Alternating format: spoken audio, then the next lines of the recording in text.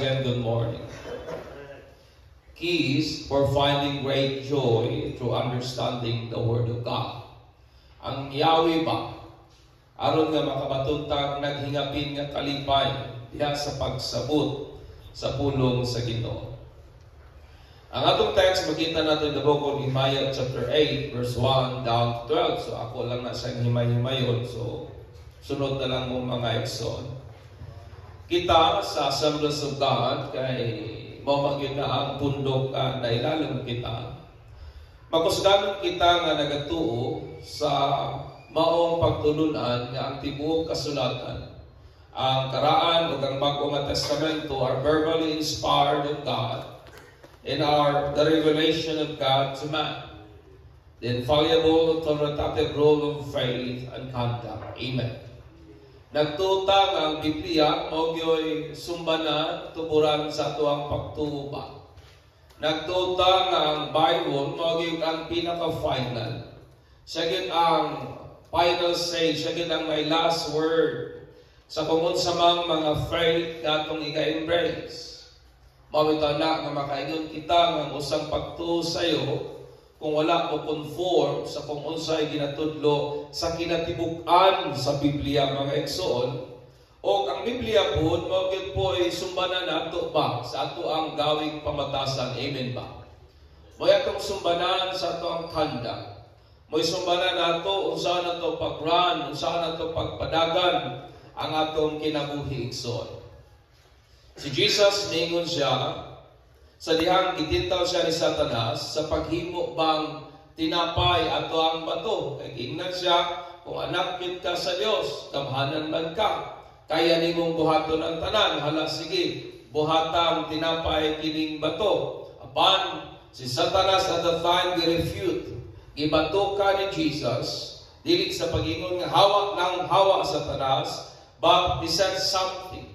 Ingon ni Jesus nga kang Satan, it is written, man shall not live on bread alone, but on every word that comes from the mouth of God. Amen.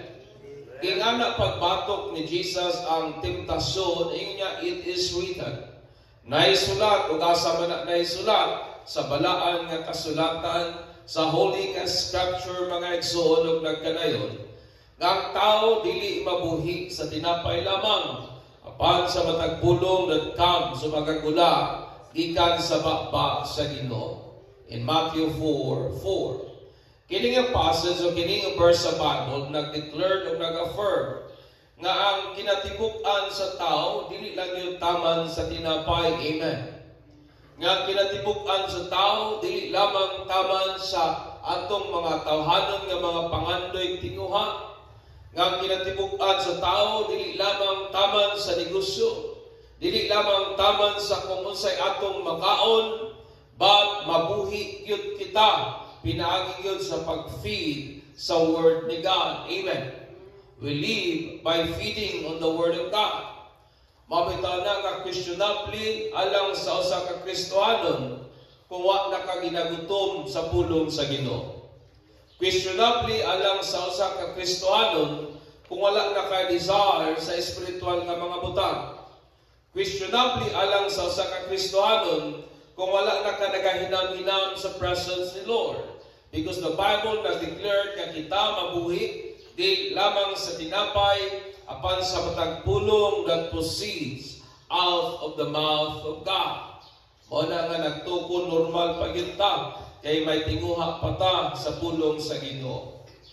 May isang tao nga nagingon siya that the Bible should be bread for daily use, not cake for a special occasion or for a special occasions of need. Kabantay ba mo nga ang cake ato lang ipagawas kung na birthday, amen? Ipagawas lamang nato ang cake kung na ay kasal, na ay dibo o whatever nga mga special nga mga occasion. Ngayon siya, nga ang Bible daw kuno should be a bread. Mahimo gud siyang tinapay. Nga adlaw-adlaw yun nato kung siguro sa ato dili nga context, mahimo siyang rice nato. It should be a rice. Nga para sa adlaw-adlaw nga panginahanglanon. Dili sama ba sa cake nga ato lang ihikay pag may special nga occasion mga igsoon. Si Moody nagingon, I never saw a useful Christian who was not a student of the Bible. Sa wa ko'y nakita nga mapuslanon o nagakapuslan mga Kristohanon nga dili yun estudyante sa Biblia. So dapat kitang tanan, mahimo kitang estudyante mga igsoon sa balaan nga kasulatan. Si David ningon siya in Psalms 19:8, the commandments of the Lord are right, bringing joy to the heart. Nga ang kasuguan sa Ginoo sakto, matuod, ug nagadalag kalipay sa kasing-kasing sa tao. Amen. Usa po sa kinayaan, usa sa nature sa word sa Ginoo, it brings joy. Labi na aning atong stressful nga kalibutan. Labi na aning ato ang anxious ka kalibutan. Kalibutan nato igsoon nga halos kung magsudong ka, daghang mga butang nga makapag-uol sa imong pagbati. But si Psalmist David nagingon siya nga ang kasuguan sa Dios nagadalag kalipay sa kasing-kasing sa tao. Ingon niya in Psalms 1:2, and happy and fulfilled is the man who delight in the law of God. Siya nga takbaw, malipayon kaya sa nga tanan, siya nga nagakalipay diha sa kasuguan sa Ginoo. Muna nga ma-identify nimo kining tawo may paghigugma sa pulong sa Dios. Kining tawo nga rooted diha sa pagtuon sa pulong sa Ginoo, tungod kay as the Bible said, malipayon sila. Amen. Fulfilled sila. Og mo nang ginabuhat sa word sa Ginoo. The word of God brings joy and gladness to our heart. Kung ato nang madawat with understanding. Amen. Ang pulong sa Ginoo nagahatag pa og kalipay, nagahatag og kasadya sa atong kasing-kasing. Kung kana atong nagakadawat nga naaging pagsabot mga igsoon. So niya'y mga unom kayapi nga akong iga-impart aning kabuntagon for finding great joy nga makakaplag kitag hilabihang kalipay ba agi sa pagsabot sa pulong sa Ginoo. Kaya ning kinabuhi usay malipay lang ta kung makadawat og ayuda. Amen. Malipay lang ta kung usahay may bagong sinina. Malipay lang ta kung may mga material nga blessing, mga tangible nga blessing nga ma-please ang atong mata o ang atong lisar. But usa sa yawi sa kalipay aning kinabuhiya is mao ang pulong sa Ginoo. Amen. Ang usa sa mga yawi for us to enjoy life is through understanding the Word of God. Manauban, magtuon sa Bible, magbasa, ibis malipay, mag-uol hinoon. Basig wala masabtan ang giingon sa Ginoo igsoon.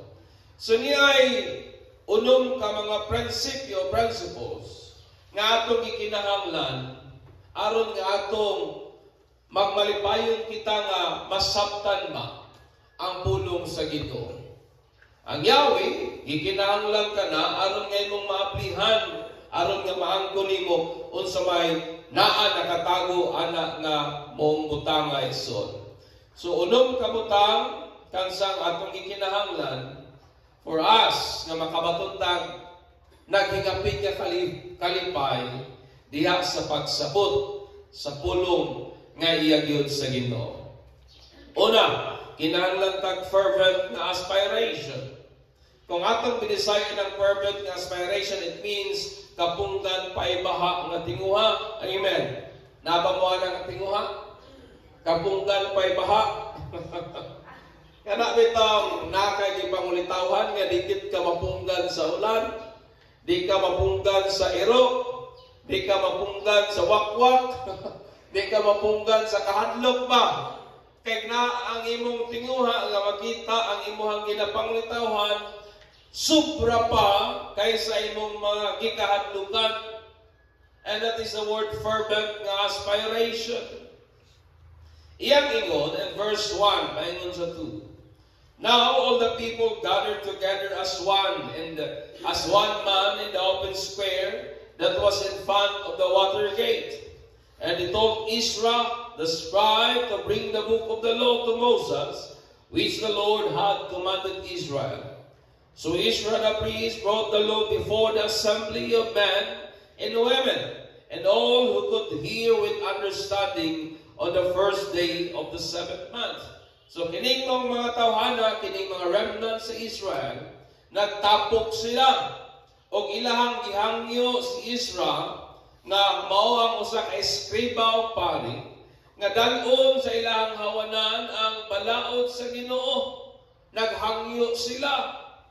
O ang ilahang paghangyo, pag-ekspresar ka na sa ilahang naghingapin nga tinguha, kay buot nilang masabtan ang pulong sa Dios. Amen. Buot nilang masabtan ang unsang isugo sa Ginoo, mga igsoon. Tungod kay having a perfect aspiration sa pagsabot sa pulong sa Dios is indisputable para sa usang tao aron makakaplag siya naghingapin nga kalipay diya sa pagsabot sa pulong sa Ginoo.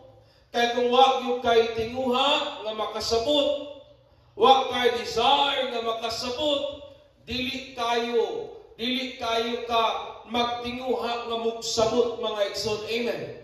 Pero kung na kay naghingapin nga tinguha that you want to understand the Word of God, muna sa diyang imong masabtan ang pulong sa Ginoo, magmalipayon kagayon, mga igsoon. Amen. Muna nga sa diyang magbasa ta sa Bible, do not just read the Bible. Have this fervent aspiration nga masabtan nimo unsa ang gingon sa pulong sa Ginoo. Amen. Masabtan nimo nganong mo na intention ni Lord. Kay mo na usang yawi nga gikinahanglan nato aron magmalipayon ta sa pagsabot diha sa pulong sa Ginoo. Ikaduha, kinahanglan tag headful nga attitude. In verse 3, ingon niya, and read from it in the open square that was in front of the water gate from morning until midday. Grabing binasahay, gikan sa buntag, hangtod sa hapon. Grabing binasahay, son, before the men and the women and those who could understand. Why labot tong mga bata, kaya di man sila kasabot. And the ears of all the people were attentive to the book of the law. Ang idulumog nila nahimong nagpatalinghog pa sa pulong o sa balaod nga iya sa Dios. They were attentive, mga igsoon. Ang remnant o ang mga Israelite ani nga time, ilang dingan si Israel nga dalon lagi sa ilang balaod o ang libro sa balaod ngadto sa ilahang katiguman aron nga basahon sa ilahang hawanan. Sa diyang gibasa ni Israel igsoon ang book of the law, anang panahon na hinumdumin ninyo nga wa pa sila device aron i-amplify ang iyang tingo. Bintaha man sa ato karon kay natay mga speaker, natay mga makinaryas ba nga mapadako ang tingog ug madunggan sa kadaghanan.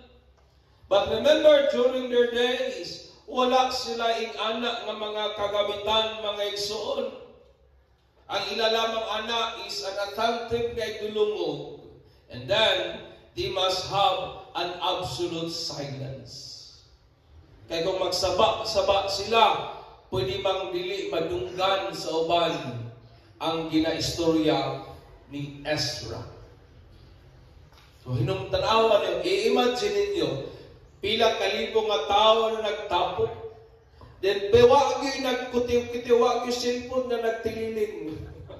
Wag yung nagchika-chika, wag yung nagtabi-tabi. Kaya dili sila gustong madisturbo sa ilang pagpaminaw. Samtang si Ezra nagabasa sa mga balaod gaya sa Diyos. They were so attentive, mga igsoon. Headful kayo sila sa pag-hearken sa word nga iya po ni Lord. Amen.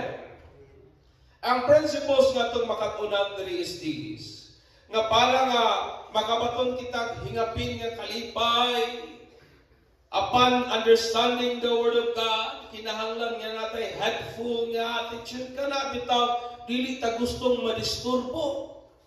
Dili ta gustong madistract sa kung unsa pa man, and our focus is a focus diya sa pagpaminaw sa pulong sa Ginoo. Amen. Kaya ning panahon na igsoon, igo ra baya gyud si Isra nagbasa. Wala si Isra magwali. Igo ra siya nagbasa. And then ang mga tao attentive kayo niya na. Because having a headful attitude is important. Amen. Ono say dili kay ta ma-bless kay daghang mga punto di ato kay usahay makuha tungod kay wa kay ta kasunod sa flow sa sermon. Kaya katong una-una usahay, madisturbo sa cellphone, madisturbo usahay sa daghan mga gikadisturbuhan nga usahay mawala ta sa atong attention sa pagpaminaw sa pulong sa Ginoo. Amen. Daghan bitaw may kanang some study about lagi sa preaching. Usayod nga mo surface nga issue nga kanina ko nung mga wali sa pastor, ang dali na ginawa ko nung mahinumduman. Kato na ginawa ko nung joke-joke ni pastor. Okay na ba? Unsa man itong wali ni pastor, ambot. Ang akong mahinumduman, kaya basta nakatawa mo no? That's why po, we need a headful attitude. Kinahanglan yung taog focus, attentive na itulungo sa pag-receive sa pulong sa Ginoo.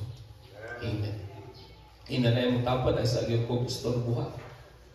Kuhita lang ko, tagaan ko ni mo kwarta, pero daily ayaw.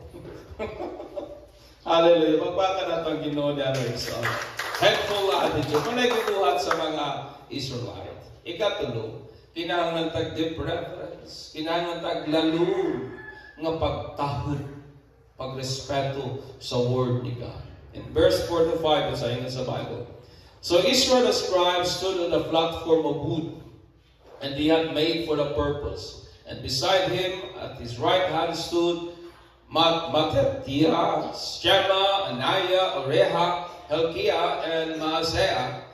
And at his left hand, Pedaiah, Mishael, Malshekha, Hashum, kalisod pa ilitok ng mga pangalanan ni Hashbadana, Shekariah, and Mishulam. And Israel opened the book in the sight of the people, for he was standing above all the people. And when he opened it, kung sa ibuhat sa mga tao, they stood up. Amen. Sa dihang giaplihan nilang sa dihang giaplihan ni Ezra ang word o ang book of the law, nanindog ang mga tao. Reverence po on the word is having a depth respect on the word of God. Kining pagtahod ba? Mao kini ang pagbatunog halalom nga pagrespeto sa pulong sa Ginoo. Kay sa ilahang panahon naghimo pagali sila og platform, siguro kung sa ato nga time pulpito. Ang purpose lamang ana kay dito basahon ang pulong sa Ginoo. They made a platform nga si Ezra mahimong labaw kaysa mga katawhan ug makita gayon siya sa dihang iyang ablihan ug pagabasahon ang law sa Ginoo, and he stood above the people.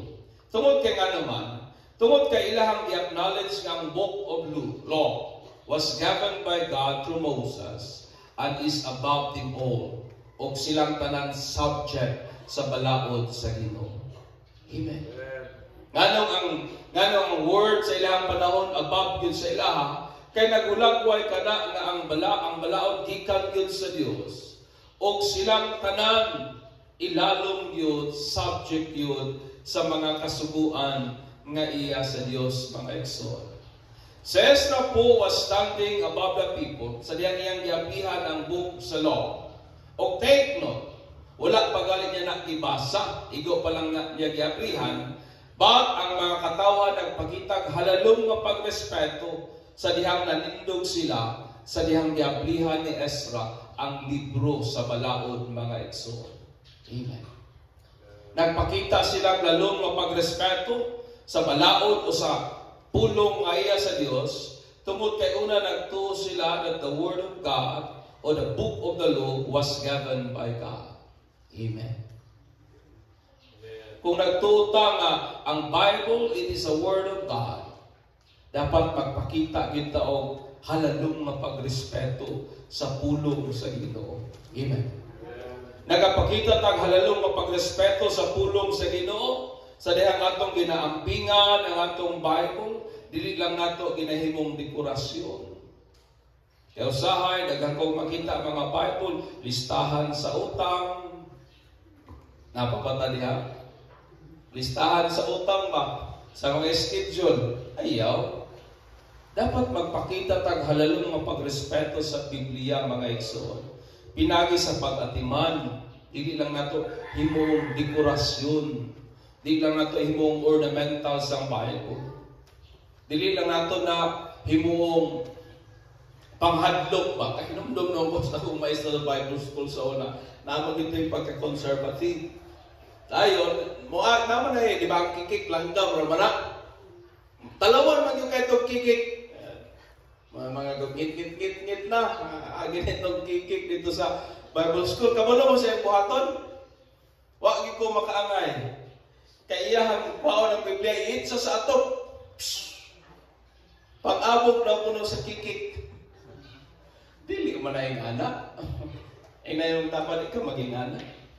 Di ba sa dagang mga tao ay buhaton? No, it should not be like that mga igsoon. Kapakita tang pagrespeto sa Bible, sa dahil ato ning ginatiman, ato ning ginabasa, atong ginakatunan.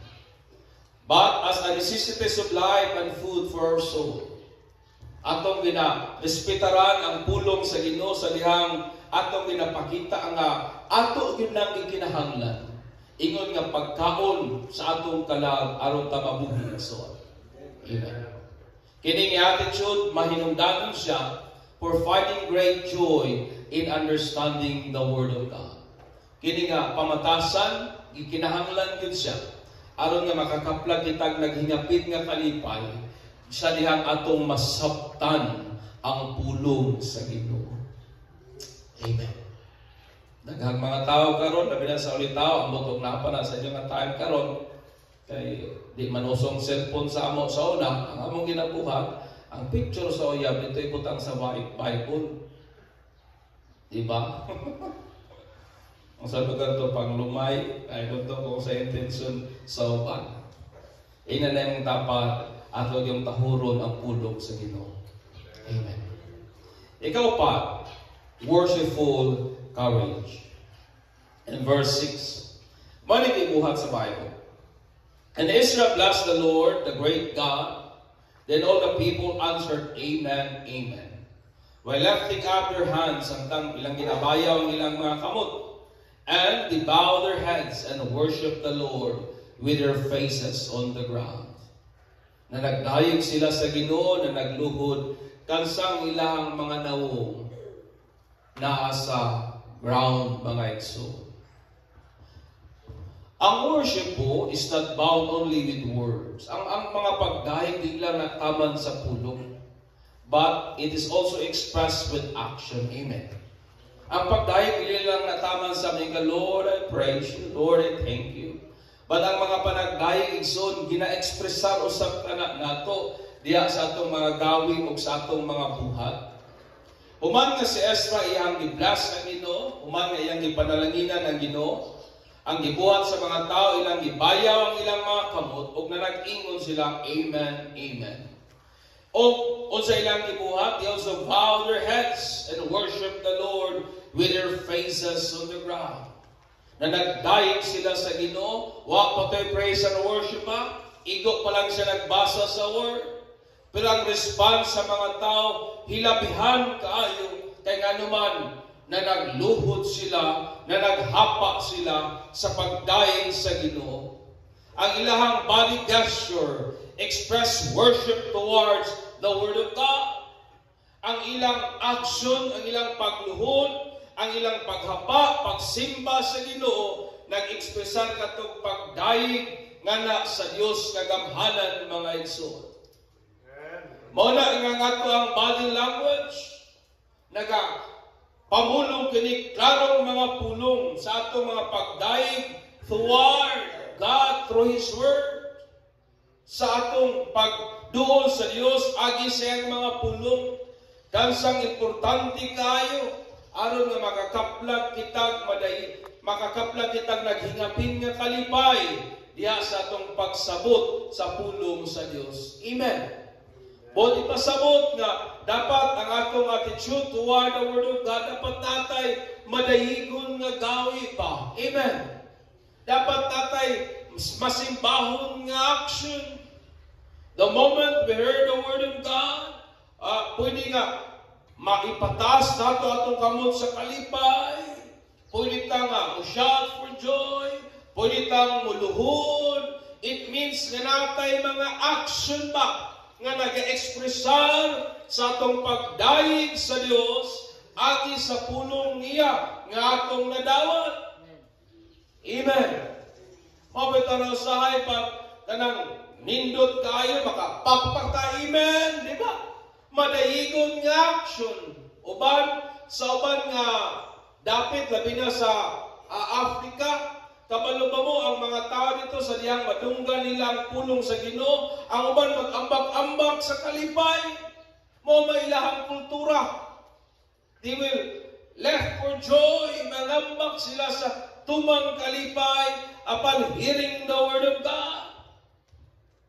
And praying nga, unta, ing anak ko tadi nga, dili man lang siguro yung amba, patagit tayo, mga expression ba? Mga madayigon nga expression as we receive the Word of God. Amen. Pagpanga nato si Lord yan mga igsoon. Worshipful courage mga igsoon. Ikalima, dapat natay teachable sa kamay. In verse 7 to 8, sa inyo sa Bible, also, ay, so, dili pa na mo, teachable mind. Balik, i-click lang. Teachable heart or teachable mind, okay. Also, Joshua, Bani, Shirabia, Jamin, Akop, Shabathia, Hodeha, Miazea, Kereta, Azariah, Josabad, Hanan, Peliah, and the Levites helped the people to understand the law. Gitabangan nila ang mga tao na masabtan ng balaod, and the people stood in their place. O sa nagingon sa 8, so they read distinctly from the book and the law of God, and they gave the sense and helped them to understand the reading. Gitabangan sila ng mga tawhanan nga masabtan nila ba sa klaro ang gingon sa balaod sa Ginoo. Ang mga pari, ang mga libeta, ang mga eskriba, o ang ubang mga tao, gitabangan nila, katong mga tao nga masabta ng libro sa balaod, the people also willingly listen and receive the explanation of what has been read. Aplipod ang ilang kasing-kasing sa pagpaminaw sa mga pagpasabot nga gibuhat aning mga pari, aning mga eskriba, aning mga libita, mga igsoon. Kasi po in this life, being teachable, it means capable of being taught, up and willing to learn. Kung mayroon ka teachable, it means nga matudluan yun ba? Na kay kapasidad o gusto bit kang makakatod o makahibalo. Teachable heart is significant to find great joy in understanding the Word of God. Amen. Nga sa diyang mubasa ta sa pulong sa Ginoo, dapat natay kasing-kasing nga willing yun tudluan sa pulong sa Dios. Amen. Dapat abli ang atong kasing-kasing nga matudluan sa pulong sa Ginoo. Nagbalik naman po tudlo sa Bible School. Ako gingnan itong mga first year na student. Tapos nagingnan nga. Maglisod yung kong tudlo ninyo kung mas bright pa muna ako. Maglisod yung kong tudlo ninyo kung kana bitang puno na yun kayo mo sa inyong nahibawan, and then wala na yung lugar ang akong itudlo sa inyo ha. So ako sinagingnan, you must unlearn so that you can learn. Kinahanglan nga magkat-on mo nga may teachable nga kasing-kasing aron nga matudluan gid mo. Mao man pud kita. Because we need a teachable heart or a teachable mind. Amen. Ikauno, kinahanglan tag submissive heart mga igsoon. Verse 9 to 10. And Nehemiah, who was the governor, Israel the priest and scribe, and the Levites who taught the people, said to all the people, this day is holy to the Lord your God. Do not mourn nor weep. For all the people weep when they heard the words of the Lord. Naghilang sila. Kaya nga naman, nasabtan man nilang pulong sa Ginoo. Then he said to them, go your way, eat the fat, drink the sweet, and send portion to those for whom nothing is prepared. For this day is holy to our Lord. Do not sorrow, for the joy of the Lord is your strength. Muna ang background sa atong sige gamit-gamit nga text ng kalipay sa Ginoo o ato ang kusog. Nang hilak ang mga tao, gingnan sila, ay mo panghilak, kay balaan kini, maglipa hinon kita, kay adlaw kini sa Ginoo, o kung sa'y mando sa ila, panglakaw ka mo, iandam kining mga butanga, pagkaon ka mo, o hatagi po itong wapoy na andam, mga igsoon. To be submissive, it means to be willing to yield to governance or authority. Ano bitang andam ka magpailalong? Sa kung unsa man ang autoridad, o unsa man ang authority, o pangdumala nga naa mga igsoon. Sa diyang gi-order ni Nehemiah ang mga tao nga mangundang nga lagig hila. But mahimo inong festive and magmalipayon out of the reading from the book of the law. The people then submit to the word of God by obeying what Nehemiah said. Ang mga katawan nagpailalom, misamitar sa gingon ni Nehemiah, sumala sa kung unsa pud ang giingon sa pulong sa Ginoo. Understand it, brethren. The sum of joy in understanding the Word of God is submission to the Word of God. Ang kinatibukan po, kung gusto kitang magmalipayon sa atong pagsabot sa pulong sa Ginoo, mao gyud nga mo pailalom kita sa kung unsa giingon sa pulong sa Ginoo. Amen. We must submit ourselves to the authority of the Word of God. The joy of the Lord is when we understand and submit to His Word, which is also our strength. Amen. Ang ato ang kalipay po sa Ginoo, mao kining mopailalom kita sa iyahang mga pulong sa diyang ato kanang nasabtan. Mopailalom kita ug mao po nay magahatag nantong kusog ug kalig-on mga igsoon.